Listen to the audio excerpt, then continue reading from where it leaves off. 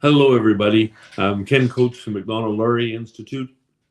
Delighted to have you with you today, and our apologies for our brief technical glitches, the joy of modern technology and relying on the internet, but we're all together here for, I hope it'll be a very provocative webinar on the Western Confederation. I'm joined here today with one of the most important Canadians of our generation, Blaine Favel.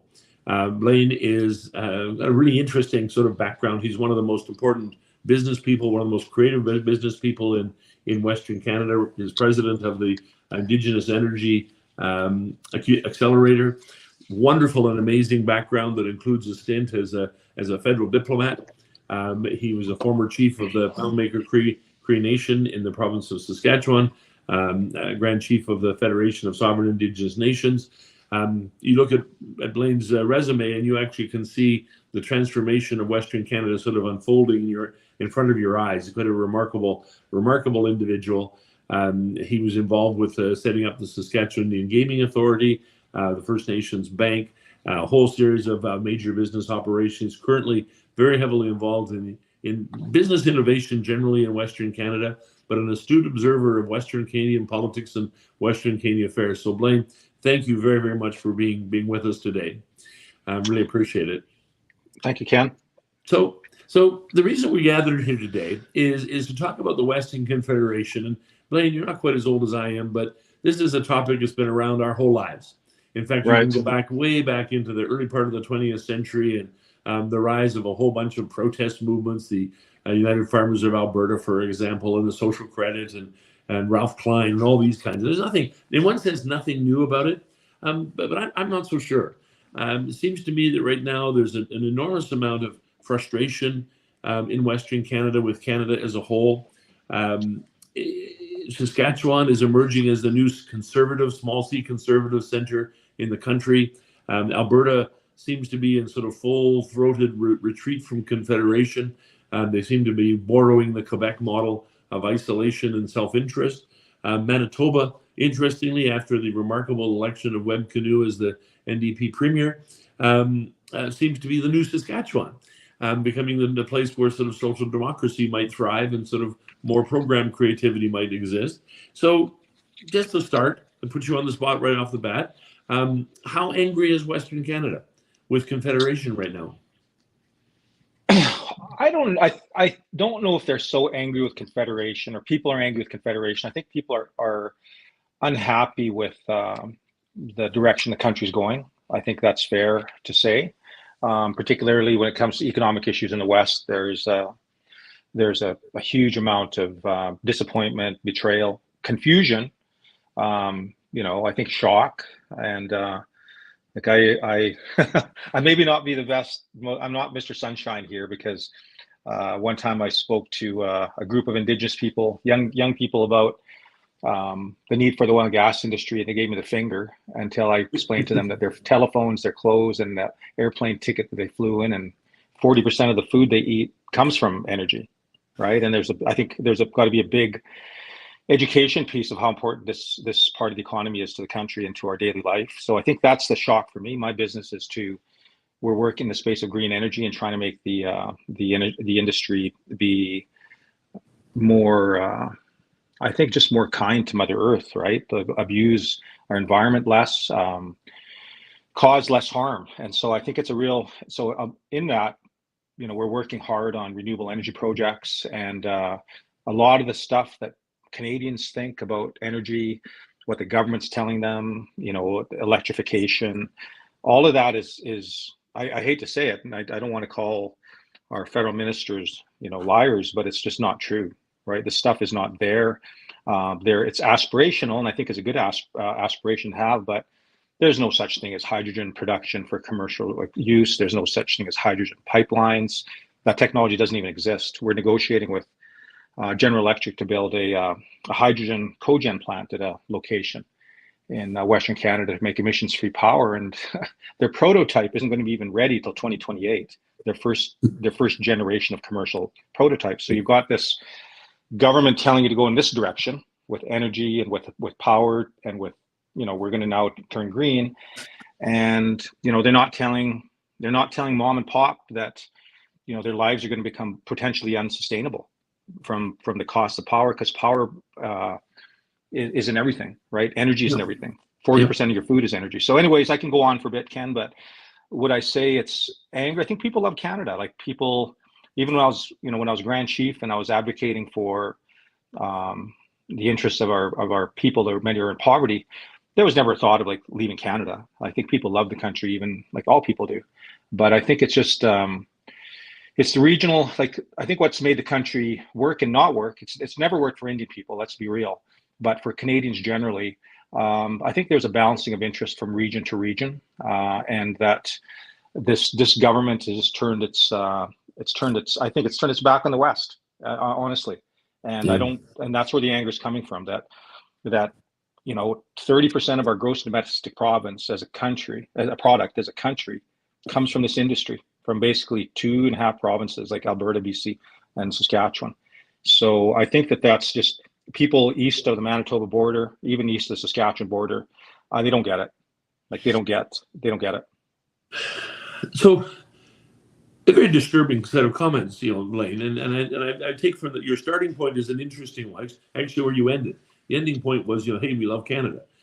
So you're not really talking about separatists, and you're not really talking about people sort of taking up arms against the government or anything stupid like that. Well, you're talking about really strong words like betrayal. That's something we don't use here very often in Canada. Those are strong words.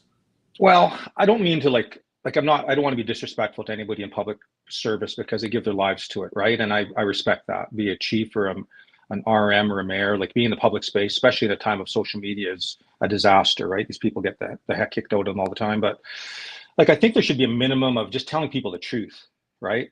That's why I think people want our politicians, even if it's bad news, tell the truth. Don't tell people like we're going to move in this green direction. It's all going to be peaches and roses. And oh yeah, by the way, your power bill is going to go up 4 times, right? And this whole national electricity thing is really problematic. I sit on the board of, just so people don't think I'm a complete, I'm not a right winger, but I'm also a rational person that wants to see rational public policy happen. I sit on the board of the International Institute for Sustainable Development. It was started by Mr. Mulrooney back in the days of the Kyoto Accord. And it's an international NGO, well regarded, participates at all the UN climate conferences and all the NGO gatherings. And we have projects across the world, in Africa, Europe, in Indigenous communities in Canada. And there was a study that was commissioned by this organization in partnership with all the other power companies. Quebec Hydro was there, Ontario Power was there, all of Sask Power, New Brunswick Power, the banks were there. And they're doing an assessment of getting to increasing the electricity grid. And whether the number is 2030 or 2040 or 2050, it's just not happening, right? Because there's a requirement for us to increase the electricity production in this country by 200%, right? By 2040. And it takes, anybody that's done a power project from start to scratch, it takes 5 to 8 years to get a project going.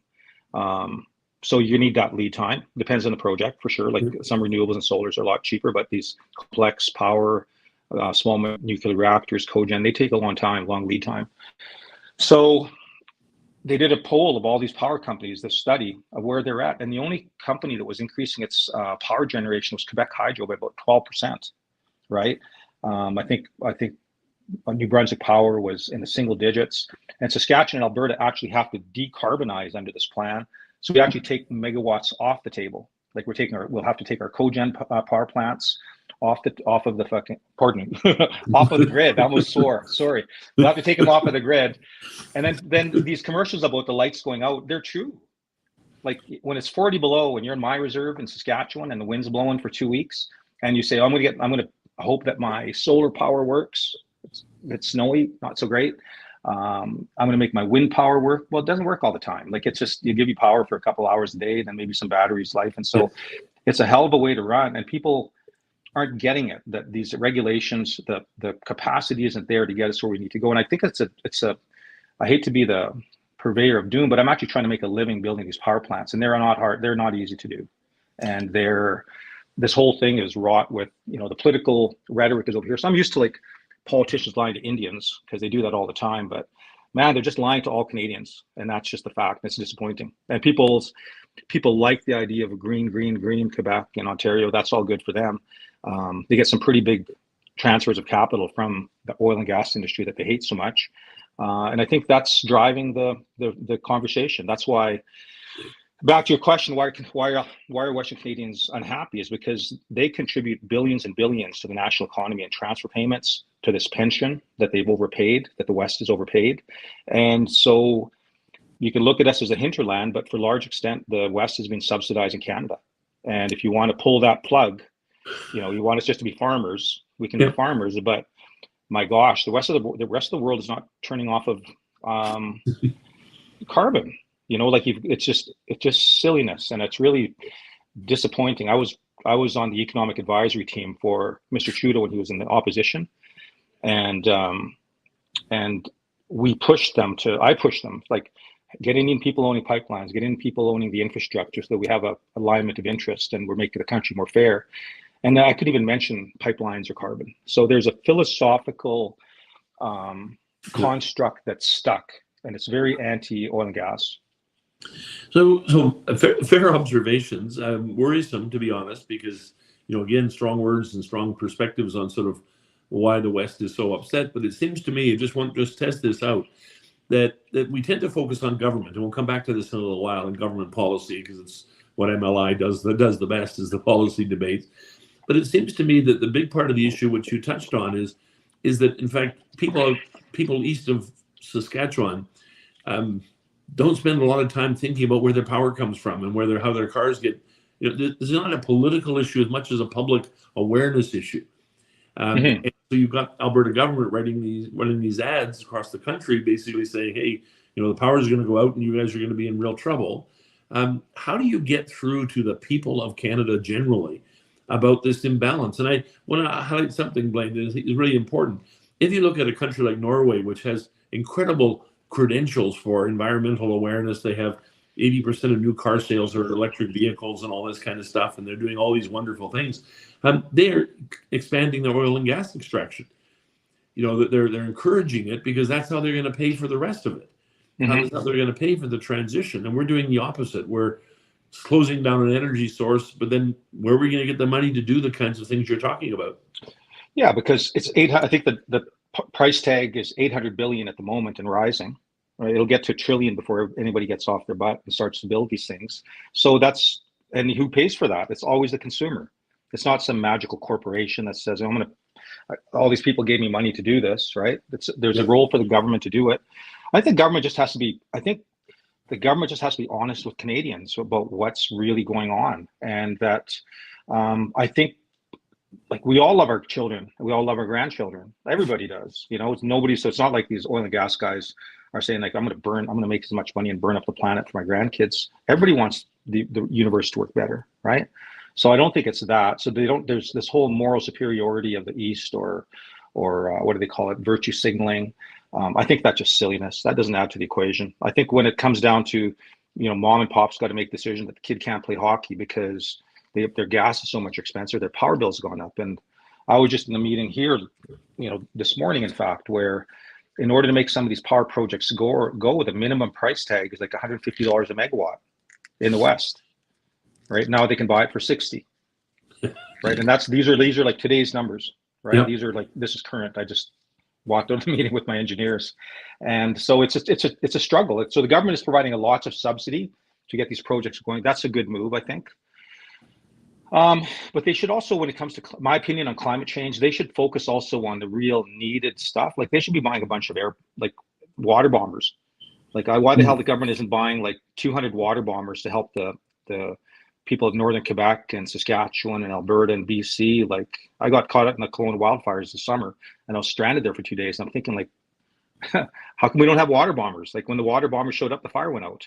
Yeah. Right? So there's things that they're not being real about, and it's super disappointing, I think. And then if you say something against it, then you're like a Neanderthal pro burn up the oil, burn up the world kind of guy, right? That they'll throw things at you. Yep. So I think there's, I'll just say it frankly. I'll call bullshit, right? I'm from the fucking country, and these environmentalists are lying to people. right? That's just the truth. And that I was on a panel with some environmentalists one time. I was on a it was on a carbon panel, and I think I was there as like the token Indian. I was the brown guy, but also as a brown guy that worked in power and had a Harvard MBA. And so I'm sitting with these guys. I've done a lot of work with Mr. Sprott, Eric Sprott, who's a big believer in that the world's running out of things in the Royal Bank. So I was on these panels reviewing what are the new technologies and what are the answers for, for a warming planet. And there was a guy there, an environmentalist on my panel. And I think he thought I was his bro. And he was saying all these things. Oh, we're going to do this, we're going to do that. And the world's going to adjust to this, the world's going to adjust to that. And I asked him one question. Just one question. And I said, like, that's really great, but reports indicate that if you were to retrofit all the vehicles of the world right now, say hydrogen worked or some other power source worked, we need the precious metals that are like on our computers, in our phone, to retrofit these machines. And 90% of them in the world are controlled by China. There's a great deal of them in Africa. There's a great deal of them in Northern Ontario as well in the Ring of Fire, they speculate. But there isn't enough precious metals to retrofit these engines. And I asked him that question, where are we going to get it? And his answer to me was the same as it always is. Oh, science will figure it out. We'll get there. And it was just like not acceptable, right? You tell that to a First Nations person that has a choice between filling up their tank of gas to take their kids to, to school or to food, whatever. It doesn't have to be poor, like any poor people. And that's where, so it's ironic that the NDP they represent the voices of poor Canadians and the marginalized and the unions, they say, but they're not being real with their people about this too. Like the cost of living impact is going to be horrific, but we still have to get there somehow. And I just think people have to be aware of that. That I guess I'm not anti Ken. I'm just let's have the real conversation about it and make real decisions as opposed to creating, because that's the tension, I think. And I think that's the tension that you're seeing in Confederation, is that we have a big part of our national economy that's a driver of our national economy that's not being rejected by other countries in the world. It's just we have this, I don't know if it's virtue signaling or what the hell, or bad judgment, but it's not real. So just tell people the truth. Let them make their own damn decisions. If they don't like the politicians that are telling them lies, then you can do like they do with diapers with politicians. So change them. Yes, exactly. So for the same reason, they say. So the interesting thing is that the way the West is showing its frustrations with Confederation has clearly gotten on people's nerves a little bit. And let's talk two other things that are not related to oil and gas. Because oil and gas, you've done a wonderful job of explaining why there's this massive disconnect. Quite frankly, people aren't listening to each other, they're not talking to each other, and they're not working in a real space. They're working in different kinds of places. So let's look at pensions and policing. Alberta's talking about, and Saskatchewan's talking about separate police forces, basically getting rid of the RCMP, one of the last few national symbols in the country. But pensions, the Alberta government is talking about getting rid of the Canada Pension Plan and doing what Quebec has done, which is to have a Quebec pension plan. So how is that sitting in the West? I mean, is this a sort of let's talk about this over lunch and talk about it at the coffee shop, or is this sort of a thing for policy wonks? How seriously are people taking these conversations, these opportunities? Well, nobody's raised it with me in a conversation other than this conversation. I think I'm getting what I'm reading out of the press. I think that the NDP had some polling, and the Canadians are saying 90% of Albertans want to stay in CPP. I think the math is the math. I think that we don't, like Jim Dinning, who I know personally, like I'm not a conservative, Ken, you know that. I think they're all liberals, NDP, conservatives. They're all basically, they will say what they want to get reelected, right? And then they'll change at the fringes a little bit. But I think overall, the math tells a story. Like I don't disbelieve the fact that, that Albertans, it's a high wage province, a lot of young people, a lot of people contributing and not drawing out. And I think that it's this money from this province that are, subsidizing Confederation to a certain extent. So when they say half of the money, I would say, I don't know if I believe that number. I'm not disbelieving it, however. I do trust Jim Dinning's a straight guy, right? But I think the more homework has to be done on it. But the fact that it's a real tweak, if we also said like no more transfers to Quebec, right? That would wake people up a lot more. Like you've got this Quebec premier that's saying, you know, my kids went to McGill, and that as a parent, I paid twice the tuition of Quebec people, and I paid more than the people from Paris, France. The people from Paris, France got to go to McGill the same price as Quebec students, and kids from Saskatchewan and Alberta have to pay like top dollar, which makes no sense to me. Like I think that's, you know, it's a country of, it's a country of like we work together or we take. There's not, they can't have it both ways, and that's the sucking and blowing stuff is irritating to me.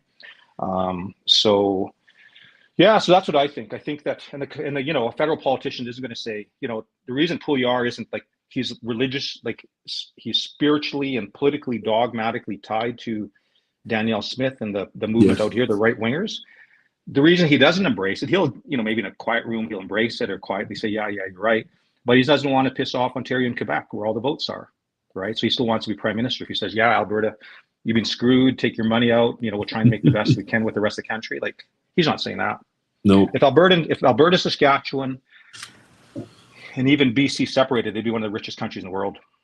Yes. Period. Right? And that's just a fact. And, you know, if it was and what also bugs me, because this is like, I'm turning into like those old guys from the Muppets, the two old men, but I'm playing both roles, right? Because I'm like, argue with yourself. I'm arguing with not arguing for myself, but I'm a curmudgeon for two. How about that? But the other thing that sort of like is irritating to me is, so I do sit on this International Institute for Sustainable Development, and they're probably going to kick me out eventually, because I tell them stuff that these environmentalists are saying stuff. I say, well, that's not true, and that's not true, and how can you say that? And the one thing that really blows me away, where there's a major disconnect between Indigenous people and society, is that the green people think hydrogen's all right. Not hydrogen, hydro is okay. Yes. Like damming up our traditional lands and flooding our graves and killing all of our traditional wildlife. Like my daughter lives in James Bay Territory. They're not the same, and yet they're quote unquote green. Like tell that to the Indians, right? Yep.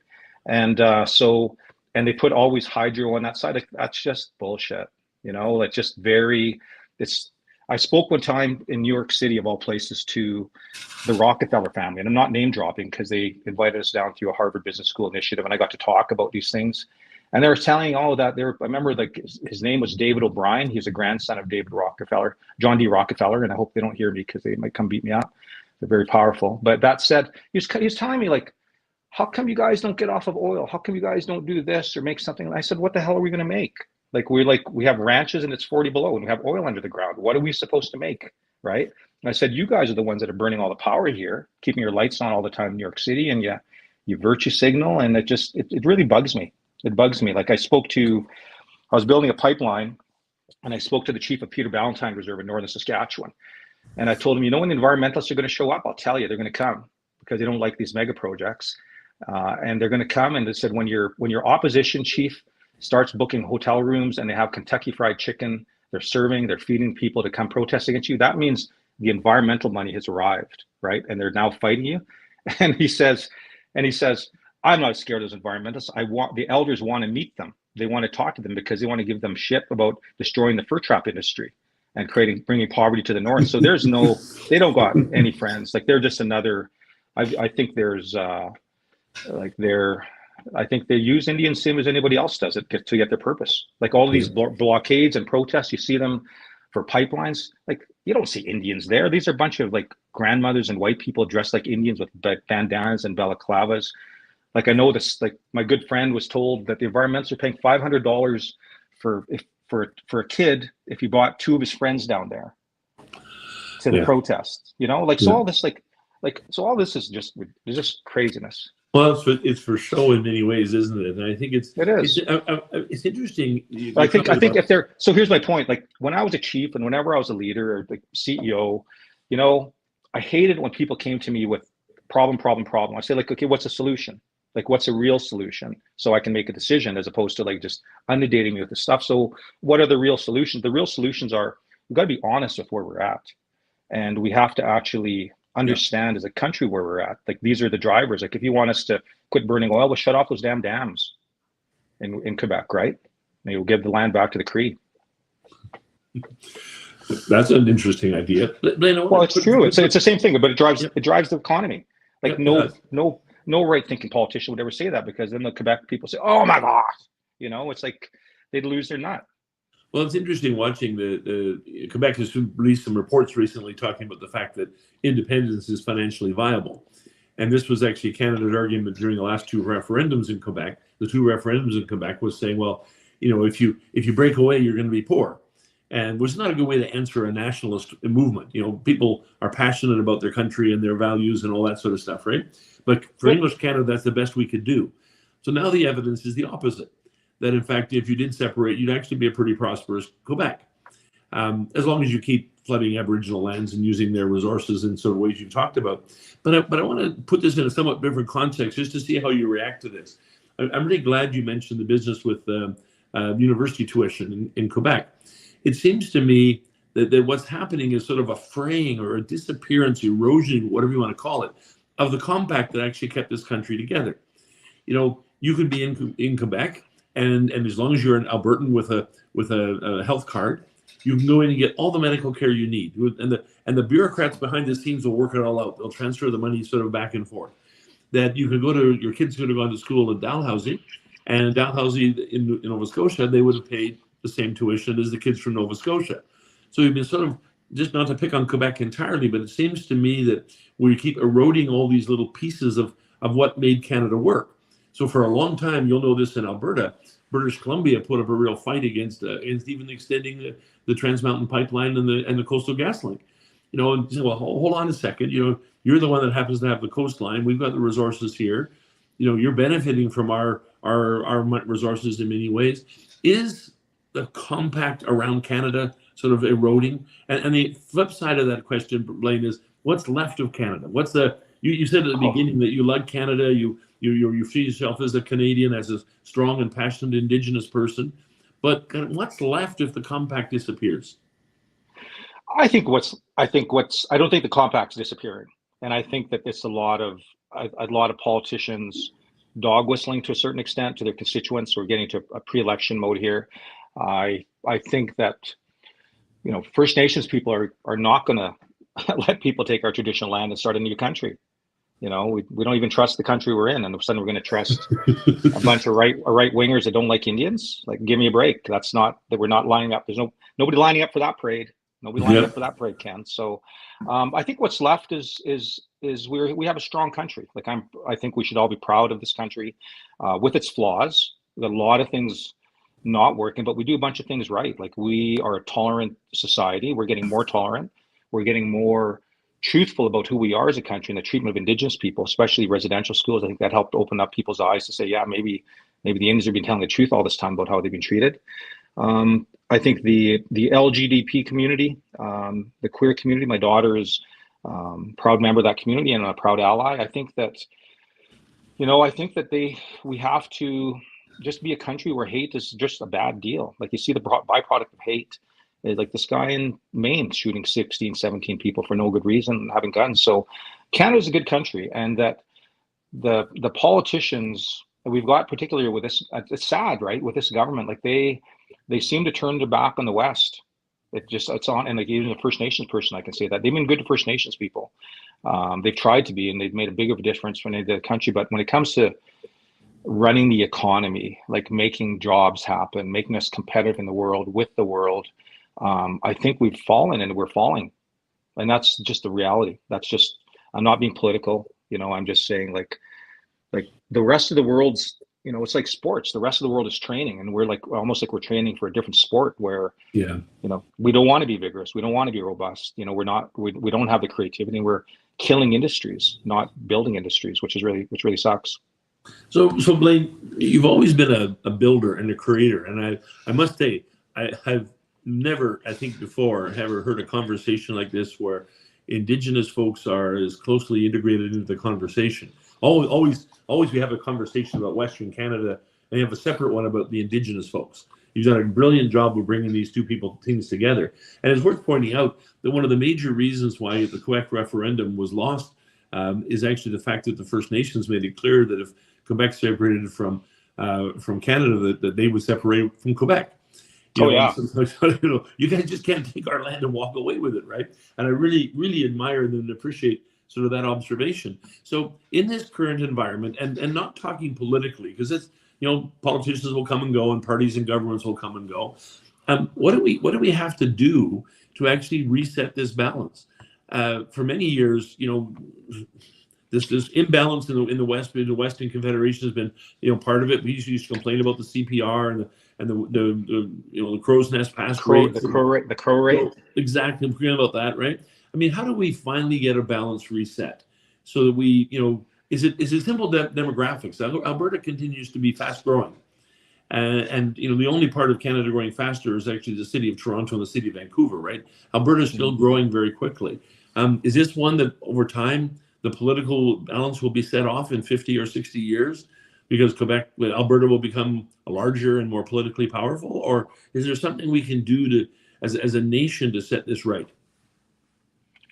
Boy, that's a good question. I think we've lived through. I think the last prime minister that had the moxie and that had maybe the bravado to try and bring the country close together was Mulroney with the constitutional negotiations. And we don't have, I think we have to have First Ministers Conference again. I guess the prime minister has to sit there with the premiers because he's not the king of the world. And we've learned that through Bill C-69. Like, they don't even do that anymore. Like, where we used to have First Ministers Conferences, and whether it was Mulroney or Trudeau or Chrétien, they had to deal with the premiers. Like, there's no Team Canada trade missions. Yep, there's no linking of the national economy. Like the national programs. I was a student in a program called Kitimavik when I was a young person. I got to live in Quebec, and I got to live in Manitoba and learn other Canadians' perspectives. So I think we should make a stronger effort on creating more linkages within the communities and with the peoples, and understanding we've got to build some bridges here. Like there's enough people with gasoline and matches, and I think that the average Canadian, loves the country. People come to this country, right? So I think that. Yeah, and I think that this pension plan it's a tool to illustrate a point, but I don't think anybody has a plan to leave Canada pension plan. But I think that the math is relevant, so the rest of the country realizes, like, holy shit, half of our pension is Alberta contributes to it, right? And that's helping people in Newfoundland and Nunavut retire, right? And that the economy is a big driver of the economy, and you can't blame these CEOs for the global of the planet. Everybody's when they get off this phone, people are going to play on their phone, which is made of plastic. They're going to jump in their car and they're going to go someplace that they're running oil. They're going to eat food, 40% of which is oil. So people should just do their damn homework and quit being crazy. It's craziness. It's crazy talk. Like, be rational. Like tell people the truth, right? It's easy to ride your bike and be all, I could drive an electric bike and I shop at an organic store in downtown Toronto or Montreal, and aren't I great? Well, not really. You're heavily subsidized, right? And you don't really have a real connection to the environment. Like, ride your electric bike between Cutknife and North Battleford, Saskatchewan at 30 below, right? Like, you won't even start. Like, and that's the point. Let's be real. Even when our people have real issues with how we're treated and how we're dispossessed of our land, but I think at least there's no national mission here. There's no national agenda, right? It's only a national agenda if all the premiers and the provinces and everybody wants to work together on it. But it can't be like these guys over there saying it for their benefit and only dealing with the vote-rich Ontario and Quebec and screwing the rest of the country. And that's what it really feels like. And I like Mr. Trudeau. Yeah, it does feel like that. It just sucks. It just sucks. So a more regional question for the benefit of our colleagues who are joining us from around the country. How did Saskatchewan become more conservative than Alberta? And is that even a fair characterization? I mean, we now see... blame the internet. Blame, I don't know. People are, it's it's the other side of the spectrum, the other side of the coin. Like, you got the spectrum of normal in the middle and reasonable and rational, which is where I think Canada wants to be. Like, I'm trying to make my hands. Where's the camera here? There. It's on this side, right? So, and then on the fringes, you got what I call crazy. You got the environmentalists that are saying things that are not true. I'm not calling them crazy. That's a very bad word to use. They're not being rational, right? And saying all these things in the environment, right? The same applies over to the right wing. They're trying to out virtue signaling themselves on who can be more like Donald Trump and hate more, Jews, hate more brown people, hate more LGBTQ. That's all crazy too. It's so both of them have hate. Both of them have no respect on each side. There's no respect on the right, and there's no respect on the left. And how are people supposed to work and live together unless they respect each other? So I think the word, my message for the country is, let's have some respect. Yeah. Let's have some respect for the West. We respect the East. We're forced to. But let's just have some respect. Indigenous Canadians, we're now getting the respect I think that we're close to seeing. And I think that you're going to see more Indigenous people playing a more active role in the economy, because we're entrepreneurial. We're entrepreneurial with a view that we don't harm Mother Earth. Yep. And I think that's what the country needs, not some pious, people on a soapbox over here talking to like their white Christian nationalists, or people on the left talking to their vegetarian friends that ride bikes and, hate everybody that, burns oil. So that makes me, just a big appeal to common sense, I think. Big appeal to common sense. And we live close enough to the United States and live in the shadow of their politics all the time, that certainly we must be able to look down there and say that is not a future Canada wants or needs, because the alienation there is so strong, and the sort of almost catatonic nature of American politics is so frustrating that we've got to do something to avoid that very much. So I've got a series of questions here that our listeners have sort of sent in, Blaine. So this is like a super fast round to see how fast you are on your feet. But Matthew asked a question about, does the structure of Canadian federalism reinforce and contribute to Western resentment? Does the structure basically of federalism give too much power to central Canada, and particularly to Quebec, and disadvantage the West? 100%. Quick answer.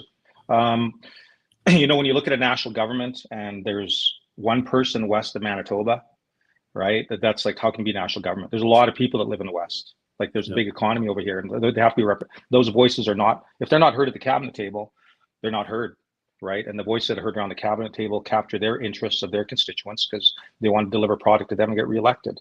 So they do turn inadvertently. I don't think they dislike the West. I just think that they're human beings. The closer it is to their front door, that's what the priority is. So asking a question from Brian, which actually follows up on this one that you just asked. We put the thing up on the poster up for this, the Western Confederation. What are the roots of Western resentment? And only one person sort of commented and sort of said, is British Columbia part of the West? Because our graphic is very much on the Prairie West. Do you consider British Columbia part of Western Canada when you're making all these observations and comments about Western alienation and Western frustration? Well, then there's BC, right? They're a little bit different. They're their own. I would say they're their own region. Like, I think they have to respect it as their own region, as the Pacific Corridor. I think large chunks of BC have similar values to the West. So I would call them, for sure, they're from the West, because they got lots of ranch land, they got lots of agriculture economy. It's a big part of their economy. They're big into natural gas. They could be the world's leaders on LNG. So they're more tuned to the benefits of pipelines. The largest Indigenous organization, called Major Projects Coalition of the 50 First Nations from BC, are all pro mega projects that help the environment and the economy and help their people. So I would say BC is part of the West, but they're also distinct, and they should be treated, distinctly, because they're Westerners, but they just live in a nicer place. Vancouver's not Red Deer, that's for sure, right? Vancouver's not North Battleford. Right? Yeah, so that's a long ways from there. So I think I know how you're going to answer this. So this is a question from Ruben. How much of the alienation of Westerners is due to the long history of leaders who've increased their own stature by encouraging us to hold our grudges, to neither understand nor forgive, to ignore the benefits of being Canadians, to develop resentful, not grateful hearts, leaders who value their own power more than the development of our national character? That's a big part of it. That's most of it.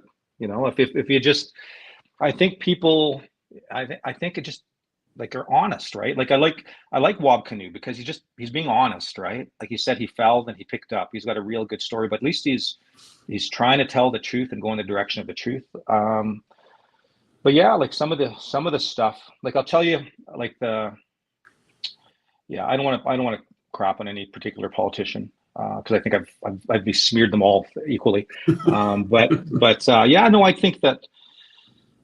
I think the countries need leaders that promote tolerance, and you can't promote tolerance if you're demonizing like millions of people because they make their living differently.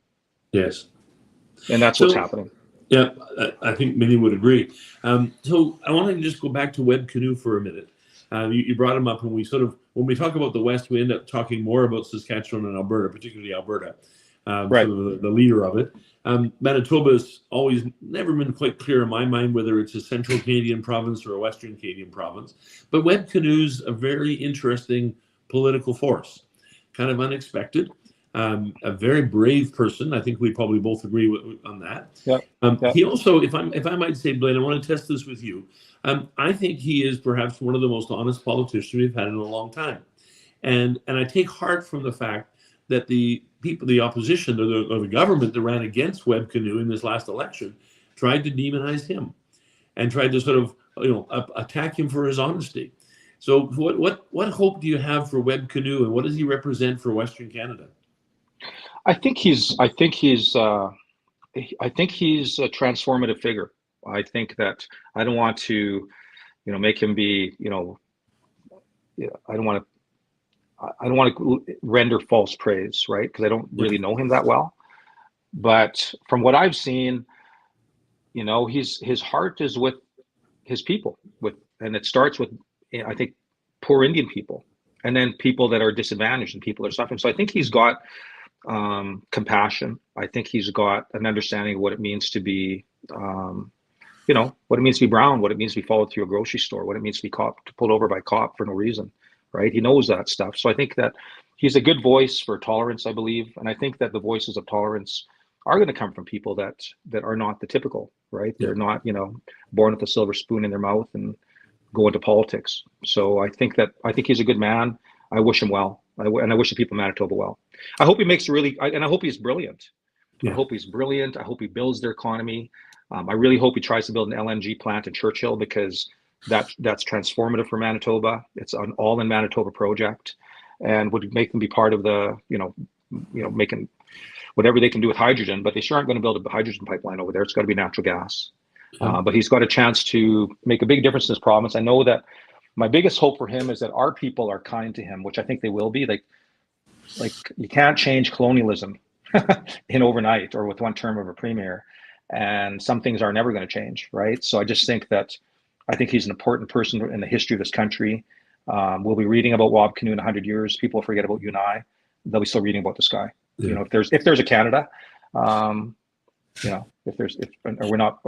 whatever. Let's hope there's a Canada, and we're still, So it's really interesting, and just for people who are watching, if you haven't seen this yet, just go online and get the video from the swearing-in ceremony for the government. If you want to sort of get a sense of how Webb Canoe is going to operate differently, and there's not a partisan or ideological statement, but just watch the cultural affirmation, and not just Indigenous cultures, but the welcoming of diversity in his swearing-in ceremony is really interesting.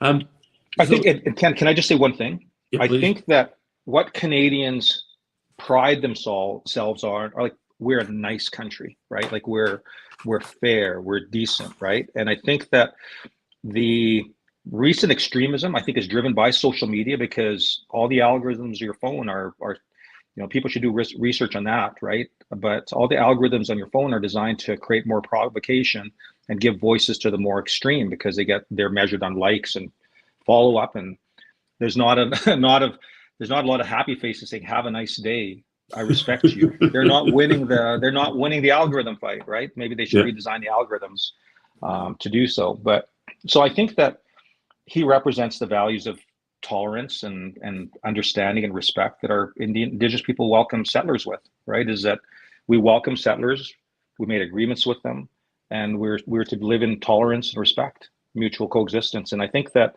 value, like every politician should read a mantra before they get up in the day saying, look, I'm committed to a united Canada and respecting my constituents and my people and doing the best job I can, instead of starting from how can I divide them and how can I impose this white Christian nationalist view, or how can, and then even what's even worse, they're bringing battles from other countries to Canada. That, as an Indigenous person, that super pisses me off, right? If they want to fight over their country, go back to their country. Don't bring that shit here. Sorry, I may offend people, but I'm as an Indian person, this is a place of peace and tolerance and people getting along, and we want that. I always find this so fascinating. I don't think many Canadians have actually read the treaties, particularly the Prairie Treaties, and the modern ones are impossible to read because they're written by lawyers. But the early treaties were sort of written by as pacts and compacts and sort of real honest to goodness treaties. And the interesting thing is they have these really strong statements in there about how the First Nations will be peaceful and will respect the government and the newcomers. And quite frankly, they've never broken that promise. You can't say that the other way. Governments have broken their promises to First Nations on a daily basis. Well, there's a great book by a historian it's called The West, right? And he talks about like all this, like the settlement of the West and cowboys in the West and how the West was, and he's a proper historian, and he goes into the RCMP archives and research. And so the RCMP were the national, we talked about them earlier, but they're established to bring peace to the plains and have natural coexistence. If you look at all their arrest records, and that's what the author was making, is that all the people that were arrested were drunken white people. They're like cowboys that were going to town drinking, they're fighting, and there was no crime on the reserves because the Indians took care of themselves and we had our own laws and our own ways of getting along. So that says a lot. That says a lot to me. Yep, it sure does. So you're gonna, I know you're gonna say to this, but I want to hear you say it. Kuwai asked the question of, given that First Nations now own land and other resources, why are they not capitalizing on their resources to create more business and development? Oh, I think that our friend is misinformed and they should do some more homework. Lots of things are happening. That's my answer. I'm not going to tell them what's happening. Go figure it out. You know, you got billion dollar transactions going from coast to coast. Indigenous people are now owning major pieces of infrastructure and businesses, and they're getting good. Like my goal and my hope is just give us a chance to compete. We will compete, right? But right now, I think racism is a big thing that we should talk about in this country as well, because it's still there. Like colonialism is founded on racism, and so I think to answer the question, I'm answering 3 questions. That's how you know I have ADD. But I think there's lots of. That's a great question, Kawhi. There's lots happening, more to come. I think that as the country grows, the economy grows, you're going to see Indigenous people like myself. Like I'm advocating for the oil and gas industry. That's clear because it employs more all Indian people. Like it's creating wealth. Like it's bringing communities out of poverty, which other industries aren't even close to doing. Like you're not seeing the ag community, the mining community leaning in as hard as the oil and gas industry is to work with Indigenous people. You're just not. Yeah. You know, and so they can demonize Alberta. Alberta put $1 billion into a fund to get Indians into business. Has Ontario done that? Has Quebec done that? You know, Saskatchewan put in 75 million. God bless them. It's not $1 billion, but still a lot, right? So there's lots happening. But I want to say one thing about the economy, Ken, and about Confederation, because I see us at 47 minutes. I flew back from Toronto on Thanksgiving with this business guy from Alberta. He's a really good guy. I won't mention his name. And he was sincere, like just a sincere Canadian. Like, what can the Canadians do better? How can we do better? You know, and speaking about Indigenous issues. And I said, I was just honest with him. I said, like, I didn't want to tweak at the borders. I said, really, the problem is racism. It's still racism. It's racism within the business community, not seeking out first partnerships with Indians. It's racism within the supply industry, like the local business people saying, "Oh, if Indians get that job, then I'm not going to get that job." I was at a panel, that same panel in New York City when I was talking to the Rockefellers. There was a guy from Nebraska representing the Nebraska tribes, and he actually said something I remember is that said white people have said, "Well, leave us alone unless we compete with them and make money off of them and beat them in business." So that's when they complained to the government, he said. Yeah. And when I started One Earth Farms, Ken, about 12 years ago, and we started renting Indian lands, we started paying the fair rent that the nations deserved.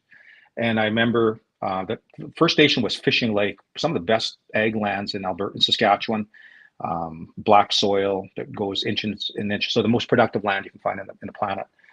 And this rancher was paying, this farmer was paying a grandmother, a kokum, $8 an acre for her rent. And she had no idea what it was worth. And the land right off the reserve was renting for 60. He didn't mind paying 60 there. So we went to this old lady and to the community and said, look, we'll pay you fair market value. And then I get a phone call from a minister in the Brad Wall's government, right? I won't mention her name either. I could, but she calls me and she says, you can figure it out there. I won't tell you a name, but you'll figure out by the constituency. She calls me and says, I just got a call from my president of my constituency association, the Indians are wanting $60 an acre rent. And I said, yeah, that's what the land is worth. And she says, well, how are these farmers supposed to make a living off of them? And I said, I don't give a shit, right? They should pay fair market rent. And so I ended up sending a message to the premier's office at the time, Brad Wall. And that's when I quit getting Christmas cards from him, because I said, like, your minister's out there saying this stupid shit, right? Like, you either opposed to Indians becoming self-sufficient or you support it, right? So that's my point, like racism, right? They'll kick the shit out of Indians and say, look, you can't get a job, you're on welfare, you're this. We start competing and say, oh, these fucking Indians, like, it's bullshit. So that's, say I'm doing like the whole Muppet old man bitterness thing. So I'm aware that I'm getting older and bitter, but these are just things that you wish people would just fly straight, man. You just want people to fly straight. Blaine, I mean, you've always been a straight shooter on these things, and it really does help to have sort of some blunt talk about the kind of questions, because you're not going to fix them if you dance around them, right? So here's a question from Errol. Errol asks, are the Western Canadian provinces following the path of the ADQ government in Quebec? And what is the likely impact on national unity of a link up between Western Canadian sort of isolationism and what's going on in the province of Quebec right now? I mean, is there going to be a Canada left under those circumstances? Sure. Canada's not going anywhere. We're like a family that doesn't get along, and we're saying, this one's getting advantaged over that child in the family around the table. You want fairness around the family table. But I don't think Canada's going anywhere. I think Quebec, they're just negotiating hard. They always threaten, like, we're going to leave, we're going to leave, we're going to leave. And, the politicians say, oh, please don't leave. And I think if they want to go, let them go. But let them go with the land that they came with from France, right? Which is none. Like, you're not going to get the Mohawks saying, yeah, take our land. You're not going to get the Cree from the north taking our land. So they're not going anywhere. And I think that's a bunch of bullshit. You should just call it for what it is, that it's extortion for the rest of the country. And they're taking, why should I have to pay more for my kids to go to McGill than a person from Paris, France, right? When billions are being transferred to the government of Quebec, and they don't even tell the people. Like, I've got a daughter-in-law now from the government for Quebec, right? And she had no idea of the transfer payments. And she's like a graduate of a law, like a master's in law. She had no idea. Quebec people don't tell their people that they get billions of dollars from the Western economy and from oil. Like, they don't tell them that. They don't even teach it at school. Yep. They don't talk about it, Ken. Like, I heard this from a senior ADM in Ottawa. And I know that people are like, all the Quebecers are going to be spinning out of control on this call, but I'm just saying, like, be real about it. Be real. Well, listen, Blaine, this has been absolutely wonderful. Frank Talk, from a very well engaged and connected Western Canadian business leader. I really appreciate the honesty in which you brought it forward, and in fact, the call for honesty. I mean, at the end of the day, what I really appreciate about your comments is it's not a partisan criticism, and you did a great job of avoiding sort of naming political parties and pointing fingers at individuals, right? Because individuals are only a reflection of the people that elect them. And they show the values of the people who are sort of supporting them in their election campaigns. It's kind of unnerving to get to the extent of the degree to which that frustration is there. I think a lot of us are very nervous about how far the anger will go. But I really do like your comments at the end about how, in the end of the day, we're a family and families squabble. And sometimes they squabble hard and they stay apart for a while, and sometimes they come back together again. But in the end, it strikes me that the West is resentful, but it's a resentment that is truly Canadian. That in fact they aren't trying to separate from the country. And in fact, I like your point that Indigenous people won't let them. That's sort of a bit of a sort of a slap in the head for people who favor separatism. But you seem optimistic in the end that we can work these things out. Oh, I'm very optimistic. Please don't get that wrong, right? I just find frustration with storytellers, right? And people aren't being straight. But I have 6 children, and they are all educated. They're all part of the economy. They're all part of the generation that's going to make this country better. And they're interfacing with other young people from across Canada. They're a little more enlightened, and I think we're building a better Canada. I think this next generation is built on less lies than the old one. But at the same time, we have to figure out how to keep on working together. That's just how it is. And it's got to be, if it is a family, then the parents have to call a family meeting and say, look, let's get along here, guys. And what do we have to do to get along? And you're not going to get along if you say, you benefit one kid's economy, and then the other one says you're going to be on welfare and you're going to make no money, you're going to be poor, even though like you're tying their hands, right? Yep. So I think that just doesn't work. I think we all have to really take the green and the move to a low carbon industry. But a low carbon industry doesn't mean there's no oil and gas. We can make oil and gas without producing emissions, right? It's the emissions that are happening downpipe in people's cars and transportation and all of that. So you can shut off your production. All that's going to happen when you shut off oil production is the price of oil goes up. It's supply demand. It's so. Anyways, thank you, Ken. Thank you for Macdonald. Thank you for the Institute for having me this afternoon or morning. And I hope I've tried to be positive and honest. And I wish. I think that for the pension conversations and all of this Fortress Alberta stuff, I think they're just making the point that Alberta really, the true measurement of Alberta's and Saskatchewan's contribution to the country, it should be measured in real time and real impact, and not demonized or abused. Well, listen, Blaine, it's always frank and wonderful as always. It's great to thank you very much for being with us today. For the audience, people who joined us, Blaine needs to know I've already got a bunch of emails thanking me for putting you on and for allowing such a frank and an open conversation. So it's fantastic. And Macdonald-Laurier Institute exists to sort of promote good public policy, frank discussions across the country in a nonpartisan way. I'm trying to get people to sort of think about the future of a country that we probably all agree is one of the most remarkable in the world. And our challenge is to make it better, not to make it worse, to make it stronger, not weaker, and to make it more compassionate and more tolerant than it's ever been. And Blaine, you made a wonderful contribution to that today. Thank you very much. And thank you to everybody else for joining us. It's been a wonderful conversation with Blaine Favel today.